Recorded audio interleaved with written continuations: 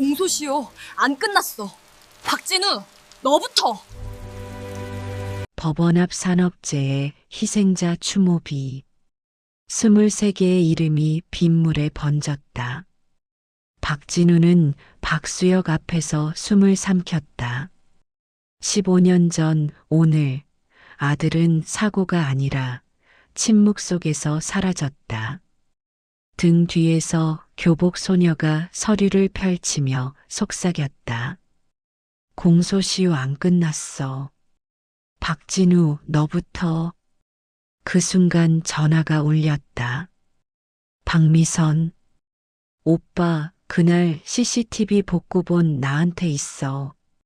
진우가 돌아보자 소녀는 빛처럼 사라져 있었다. 같은 날 오후 대형 로펌 회의실. 박미선이 서류 봉투를 탁자에 던졌다. 회사 지분 20% 더 넘겨요. 안 그러면 이거 검찰에 제출해요. 봉투 안에는 15년 전 사건 당일 CCTV 복구 영상 스틸컷이 들어 있었다. 진우는 손이 떨렸다. 15년 전 자신의 건설회사가 지은 대형 아파트가 붕괴해 23명이 죽었다. 아들 수혁은 법대생 신분으로 피해자 가족들을 도왔고 아버지의 부실공사 은폐를 폭로하려 했다. 진우는 아들을 설득하려 했지만 실패했고 결국 집에서 쫓아냈다. 그리고 수혁이 검찰에 가기로 한 전날 밤 교통사고가 났다. CCTV는 고장으로 기록됐고 목격자도 없었다. 사건은 묻혔다. 미선아, 내가 왜 이러는 거야? 우린 가족이잖아.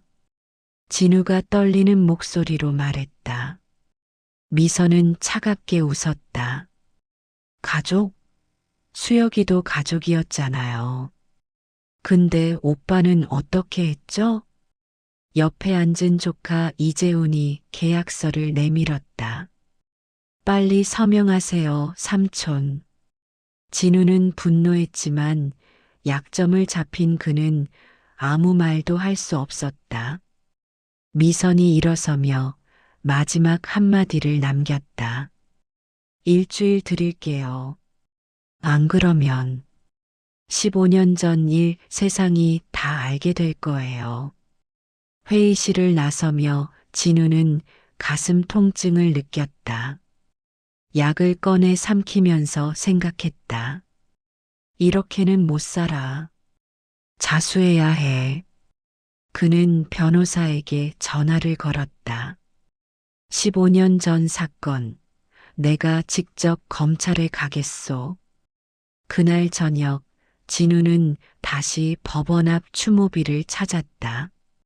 자수하기 전 아들에게 마지막 인사를 하려는 마음이었다. 그런데 추모비 앞에 누군가 먼저 와 있었다. 교복 입은 소녀가 서류를 펼쳐놓고 오열하고 있었다. 진우가 조심스럽게 다가가자 소녀의 혼잣말이 들렸다. 아빠, 1차 합격했어요. 이제 아빠가 하려던 일 내가 할 수 있어요. 진우의 심장이 멎는 듯했다. 소녀는 서류를 쓰다듬으며 말을 이었다. 15년 전 사건 기록 다 찾았어요. 공소시효도 안 끝났대요. 할아버지, 꼭 밝혀낼 거예요. 소녀의 목소리는 슬픔보다 차가운 결심으로 가득했다. 진우가 무의식 중에 한 발 다가서자 나뭇가지가 부러지는 소리가 났다. 소녀가 화들짝 놀라 돌아봤다. 눈이 마주쳤다. 소녀는 서류를 급히 챙겨 도망치려 했지만 몇 장이 바닥에 흩어졌다. 진우는 그 자리에 얼어붙었다. 심장이 터질 듯 뛰었다. 소녀가 사라진 뒤 그는 떨리는 손으로 서류들을 주었다. 첫 장은 15년 전 아파트 붕괴 사고 재판 기록 사본이었다. 두 번째는 사법고시 1차 합격 확인증 마이너스 수험번호, 성명 한지우였다. 그리고 마지막 한 장. 낡은 공책 페이지를 복사한 것이었다. 익숙한 필체. 아들 수혁의 글씨였다. 지우야, 아빠가 이기면 너에게 떳떳한 아빠가 될 수 있어. 만약 내가 죽으면 할아버지는 나쁜 사람이 아니야. 그냥 겁이 많은 사람일 뿐이야. 진우는 그 자리에 주저앉았다. 손녀였다. 자신이 존재조차 몰랐던 손녀가 자신을 심판하러 온 것이었다. 며칠 후 지우는 로스쿨 추천서를 받기 위해 대학 교수실을 찾았다. 복도에서 무릎을 꿇고 기다린 지 3시간. 교수가 겨우 문을 열었다. 한지우 학생, 나도 어쩔 수 없네. 자네 고아원 시절 기록에 절도와 폭력 전력이 있더군. 그건 거짓말이에요. 지우가 울먹였다. 증거가 다 있어. 게다가 지금 재벌 사칭 사기 혐의로 수사받고 있잖아. 우리 학교 이미지 생각해서라도 추천서는 불가능해. 교수는 차갑게 문을 닫았다.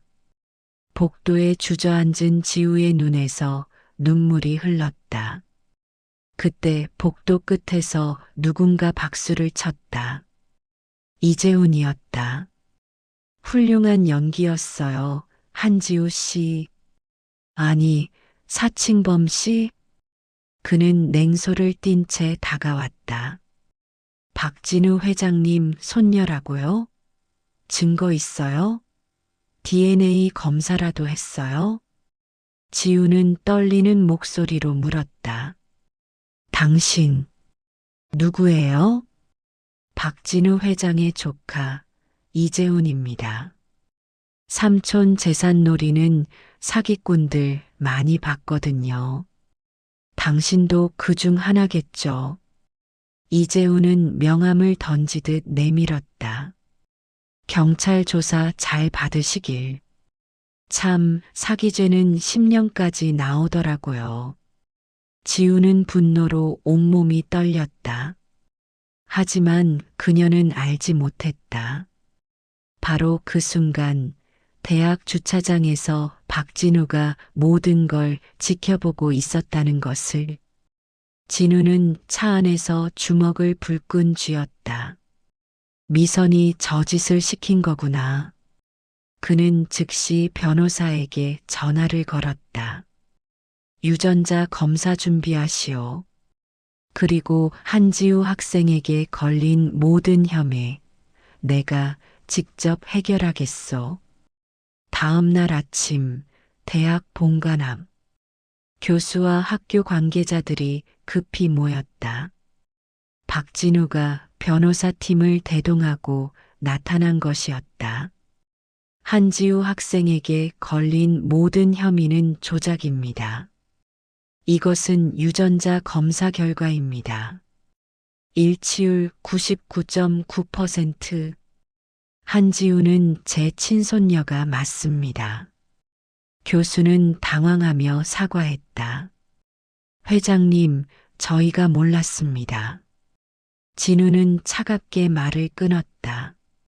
고아원 기록 조작, 허위 고발, 이 모든 게 누구 짓인지 저도 압니다. 법적 조치 취하겠습니다. 그때 지우가 나타났다. 그녀는 박진우를 보자 표정이 굳었다. 할아버지, 진우는 조심스럽게 다가갔다. 지우야, 나는. 하지만 지우가 한 발 뒤로 물러섰다. 왜 나타나신 거예요? 너를 도우려고. 도움? 15년 동안 어디 계셨어요? 지우의 목소리가 떨렸다. 우리 아빠가 할아버지 회사 부실 공사 때문에 죽었잖아요. 그걸 알면서도 15년 동안 호의호식하셨잖아요. 진우는 할 말을 잃었다. 지우는 계속했다. 손녀, 갑자기 왜요? 재산 물려줄 사람 필요하세요? 아니면 양심의 가책이라도 느끼신 거예요? 지우의 눈에서 눈물이 흘렀지만 목소리는 단호했다. 나는 할아버지의 돈 필요 없어요. 필요한 건 진실이에요. 우리 아빠가 왜 죽었는지, 그날 밤 무슨 일이 있었는지, 그걸 밝히려고 법을 공부하는 거예요. 지우는 유전자 검사 서류를 바닥에 던졌다. 이런 거 필요 없어요. 저 혼자 잘 살아왔어요. 주차장에서 이 광경을 지켜보던 박미선이 차창을 닫으며 중얼거렸다. 저 계집애 생각보다 골치 아프네. 그날 밤 진우는 15년 전 자료들을 다시 꺼내봤다. 사고 당일 기록, CCTV 고장 보고서, 수혁의 마지막 통화 기록. 그런데 이상한 점이 있었다. 수혁이 사고 나기 1시간 전 미선에게 전화를 걸었던 기록이 있었다. 진우는 미선에게 전화를 걸었다. 미선아, 15년 전 그날 밤, 내가 수혁이를 만났니? 전화 너머로 긴 침묵이 흘렀다. 왜 그런 걸 물어요? CCTV 복구본 내가 가지고 있다며. 대체 거기 뭐가 찍혀 있는 거야? 미선이 웃었다. 차갑고 섬뜩한 웃음이었다. 오빠도 이제 눈치챘나 봐요. 그래요. 그날 밤 수혁이를 만난 건 저예요. 오빠가 부탁했잖아요. 수혁이 좀 말려달라고. 말리라고 했지. 죽이라고 한 적 없어. 진우가 소리쳤다.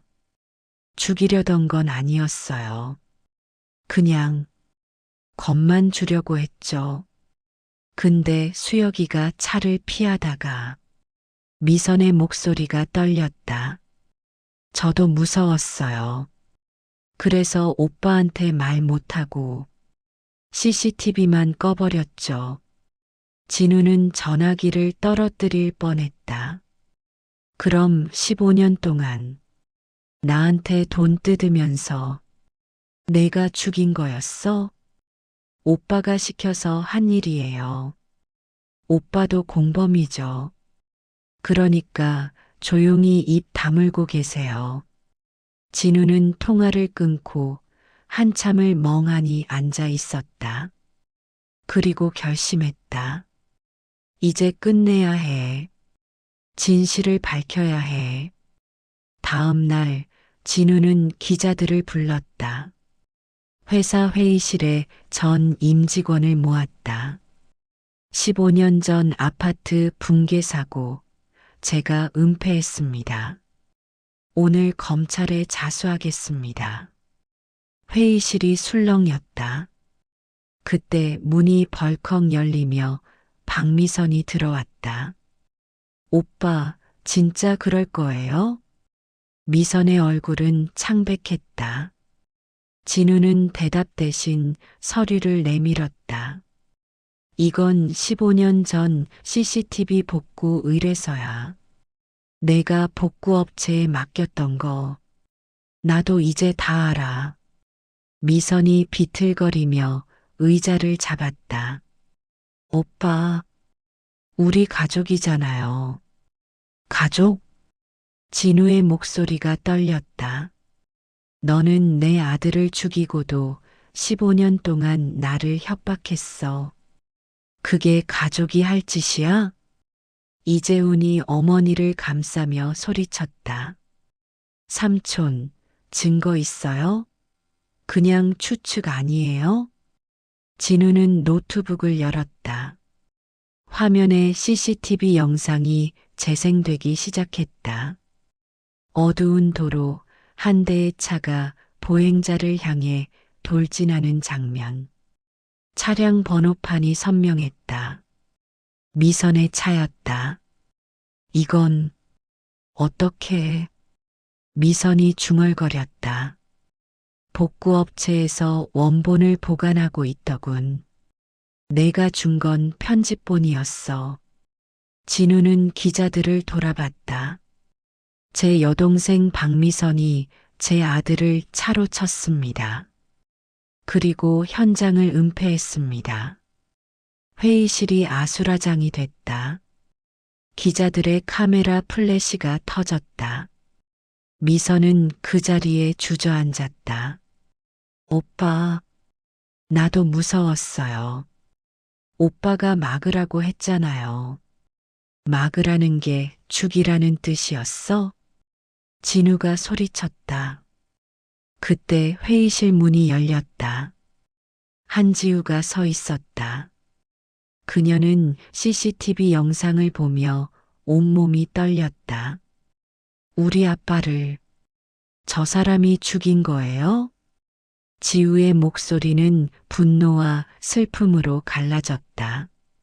미선이 지우를 보며 애원했다. 미안해요. 정말 사고였어요. 하지만 지우는 고개를 저었다. 사고? 15년 동안 숨기고 우리 가족을 고통 속에 방치한 게 사고예요? 지우는 경찰 쪽을 돌아봤다. 저 사람 체포해 주세요. 석 개월 후 법정. 박미선은 업무상 과실치사 및 증거인멸로 징역 8년을 선고받았다.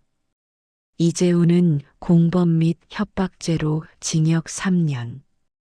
박진우는 은폐 및 방조죄로 집행유예 2년과 사회봉사 1000시간을 선고받았다.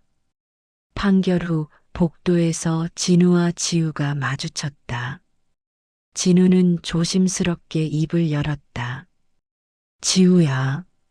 하지만 지우는 고개를 저었다. 할아버지, 전 아직 할아버지를 용서할 수 없어요. 알아. 용서받으려고 하는 것도 아니야. 진우는 서류 봉투를 내밀었다. 이건 회사 청산 서류야. 전 재산으로 피해자 유족들에게 보상할 거야. 그리고 너한테 남은 건 필요 없어요. 지우가 말을 끊었다. 아니야. 이건 돈이 아니라 내 아버지 일기장 원본이야. 진우의 목소리가 떨렸다. 수혁이가 마지막으로 쓴 거야. 너한테 주려고 했던 거. 지우는 멈칫했다. 봉투를 받아들고 일기장을 펼쳤다. 지우야, 아빠는 내가 자랑스러워. 할아버지를 미워하지 마. 할아버지는 나쁜 사람이 아니라 그냥 겁이 많은 사람일 뿐이야. 언젠가 할아버지가 용기를 낼 날이 올 거야. 그때 할아버지 곁에 있어줘. 지우의 눈에서 눈물이 흘렀다. 진우도 울고 있었다. 수혁이가 나보다 더 나은 사람이었어.